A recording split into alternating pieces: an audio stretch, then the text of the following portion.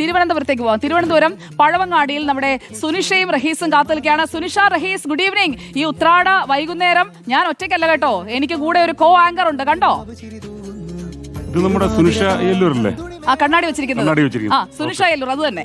നമ്മുടെ കാലാവസ്ഥയൊക്കെ പ്രവചിക്കുന്ന സുനിഷ പാതാളം വരെ പ്രശസ്തി എത്തിയിരിക്കുന്നു. എനിക്കൊരു പരാതിയുണ്ട്. ഈ കാലാവസ്ഥ പറയുന്ന കൂട്ടത്തിൽ പാതാളത്തെ കാലാവസ്ഥയുടെ കാര്യം പറയുന്നില്ല. അപ്പൊ അതും കൂടെ ഒന്ന് ഉൾപ്പെടുത്തണം. സുനിഷ കേൾക്കുന്നുണ്ടോ? കേൾക്കാം. മാവേലി പറയുന്നതെല്ലാം കേൾക്കാം. മാവേലിയുടെ വിഷമം എന്തായാലും നമ്മൾ അടുത്ത തവണ തീർക്കുന്നു കൂടി പറഞ്ഞേക്ക് സുജയ. അതായത് നമ്മൾക്ക് ഇപ്പോ ഈ കാലാവസ്ഥാ കേന്ദ്രം നൽകുന്നത് ഇവിടുത്തെ മാത്രം ലിസ്റ്റുകളും ഈ കാലാവസ്ഥ പ്രവചനവും ഒക്കെയാണ്. ഇനി പാതാളത്തിലേക്ക് കൂടി കിട്ടുമോ എന്നുള്ളത് നോക്കിയാൽ ഉറപ്പായിട്ടും പാതാളത്തെ കൂടി കൊടുക്കുന്നു ഉറപ്പിച്ച് പറഞ്ഞേക്ക്. അത് തീർച്ചയായിട്ടും പാതാളത്തിന്റെ കാലാവസ്ഥ സുനിഷ പറഞ്ഞതാ. കൂടെ നിൽക്കുന്നത് റഹീസ്, റഷീദ്. രണ്ടുപേരും തലയെക്കെട്ടൊക്കെ കെട്ടിയിട്ടുണ്ട്, കൂളിംഗ് ഗ്ലാസ് ഒക്കെ ഉണ്ട്. രണ്ടുപേരും തകർപ്പനായിട്ട് നിൽക്കുകയാണ്. റഹീസ്, മാവേലിയോട് തിരിച്ചെന്തെങ്കിലും ചോദിക്കാറുണ്ടോ?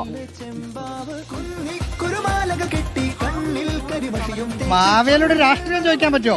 പിന്നെന്താ ചോദിക്കാലോ, മാവേലിക്ക് രാഷ്ട്രീയം ഉണ്ടോന്ന്. രാഷ്ട്രീയം എല്ലാ രാഷ്ട്രീയ പാർട്ടിയിലും നമ്മള് ഉണ്ട്. ചോദിച്ചു നോക്ക്. എനിക്കറിയില്ല കേട്ടോ. എനിക്ക് മാവേലി ഇപ്പൊ കണ്ടു പരിചയമുള്ളത്. ഇവിടെ ഇപ്പൊ കുഴിച്ചു കയറി വരുവാ ചെയ്തത്. ഈ രാഹുൽ മാങ്കൂട്ടത്തിന്റെ അവസ്ഥ അധോഗതി തന്നെ ആയിരിക്കില്ലേ? അതോ പൊങ്ങി വരുമോ? രാഹുൽ മാങ്കൂട്ടത്തിൽ പാതാളത്തിലേക്ക് പോകുമോ അതോ തിരിച്ച് ഭൂമിയിലേക്ക് വരുമോ? മിക്കവാറും നമുക്ക് ചിലപ്പോ ഒരു ഭീഷണിയാവാൻ ചാൻസ് ഉണ്ട്. പാതാളത്തിലേക്ക് വരുമെന്നാണ് പറയുന്നത്. അപ്പൊ നമുക്ക് എന്തായാലും ഓണവിശേഷങ്ങൾ അവരോട് ചോദിക്കാം. ഇനിയിപ്പോ ഓണമായിട്ട് ഇനി വിവാദങ്ങളൊന്നും വേണ്ട. റഹീസ്, ഇത് എന്തായാലും ഒരു വിവാദം ഉണ്ടാക്കാനായിട്ട് ഇങ്ങനെ നോക്കി നിൽക്കുകയാണ്.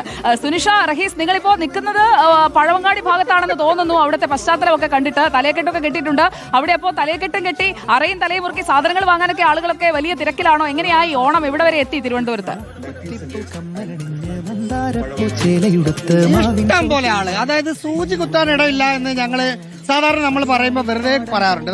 ആ വിഷ്വലിലേക്ക് നോക്കുക. ഇവിടുന്ന് പത്മനാഭസ്വാമി ക്ഷേത്രത്തിലേക്ക് പോകുന്ന വഴിയാണ്. സുജയൊക്കെ പലതവണ നമ്മൾ ചാനലിൽ ഷോ നടത്തി വന്ന സ്ഥലമാണ്. സൂചി വീണ താഴെ വീഴല, അത്രയ്ക്ക് ആളാണ് ഓരോ സ്ഥലത്തും ഉള്ളത്. ഇവിടെ ആദ്യം നല്ല ഈ ഓണം ആയാലും എന്താ മുല്ലപ്പൂ മൊട്ടുണ്ട്, മുല്ലപ്പൂ ഉണ്ട്. ഇതിന് എന്താണ് വില? 50 രൂപ. ഒരു മുഴ 50 രൂപ. നല്ല വില കുറവാട്ടോ. നമ്മൾ ഇന്നലെ വേറെ സ്ഥലത്ത് 110 രൂപയ്ക്കാണ് വാങ്ങിയത്. നീ മുല്ലപ്പൂ വാങ്ങിയോ? മുല്ലപ്പൂ വാങ്ങി, രാവിലെ വാങ്ങി. ബാക്കി എത്ര കൊടുത്ത്? ഒരു 70. കണ്ടോ വീണ്ടും വില കുറവാണ്. ഇവിടെ ഈ സെക്ഷൻ മൊത്തം മുല്ലപ്പൂവാണ്. അവിടെ തൊട്ടപ്പുറത്തെ ഒരു സെക്ഷൻ ഉണ്ട്, അവിടെ ഒരു ക്യൂ കാണാം. ഇവിടെ തിരുവനന്തപുരത്തുകാർക്കുടെ പ്രത്യേകതയാണ് മഹാബോളിക്കടയിൽ ബോളി വാങ്ങാൻ നിൽക്കുന്ന ആ ക്യൂ.